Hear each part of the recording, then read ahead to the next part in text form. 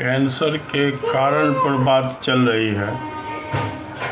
Cancer का कारण तो समझ में आ गया होगा कि दुनिया में किसी भी बीमारी का कारण जो है वो जिस्म से गंदगी निकलने का जो चारों रास्ता है उसमें डिस्टर्बेंस होने से होता है। उसी में गंदगी के जमावड़ा के हिसाब से जगह और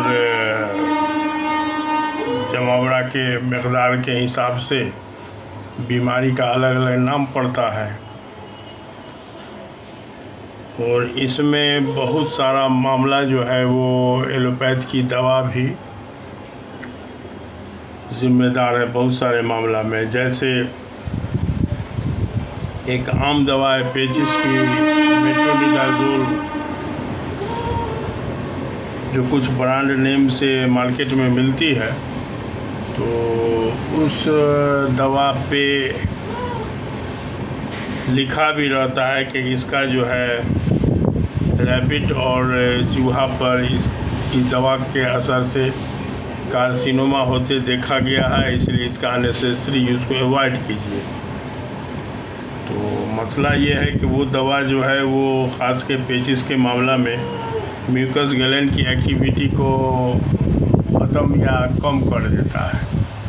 यानी म्यूकस ग्लैंड जो एक्सेस बलगम को बीमारी के शक्ल में निकाल रहा था पेचिस के शक्ल में, तो उसमें तत्काल जो है वो म्यूकस ग्लैंड की एक्टिविटी को ख़त्म करने के बाद मरीज़ को एहसास हो जाता है कि हमको बहुत मर्ज़ में आराम हो गया। लेकिन बाद में उस गंदगी को निकलने से रोकने का बाद में मरीज़ को ही चुकाना पड़ता है जो कैंसर की शक्ल में होता है। इसके अलावा भी और बहुत सारी चीज़ है जो इसी ग्रुप की दवा बच्चा लोग को भी दस्त वगैरह बंद करने में दिया जाता है। तो मामला ये है कि बहुत सारी दवा भी ज़्यादा अक्लमंदी लगा के जो बनाई गई है वो इस लाइन में बहुत अच्छा अपना कारनामा अंजाम देता है। तो हमारा सवाल है कि मर्ज़ के कारण को समझिए और इससे बचिए।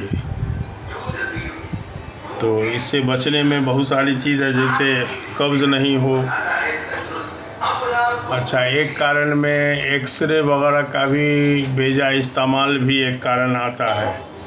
और आप समझ लीजिए कि एक सीटी स्कैन जो है वो एक्सरे से 100 गुना पावर वाला होता है या 100 गुना नुकसान करता है। तो बहरहाल इस सब चीज़ों से अननेसेसरी बचना चाहिए। लेकिन आजकल का दौर जो कमीशन वाला दौर है, इसमें हमको लगता है कि बचना इतना आसान नहीं है।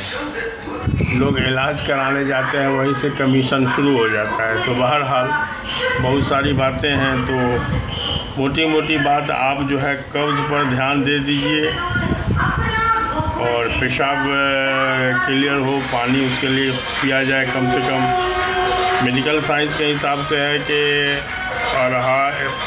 25 ml पानी पर kg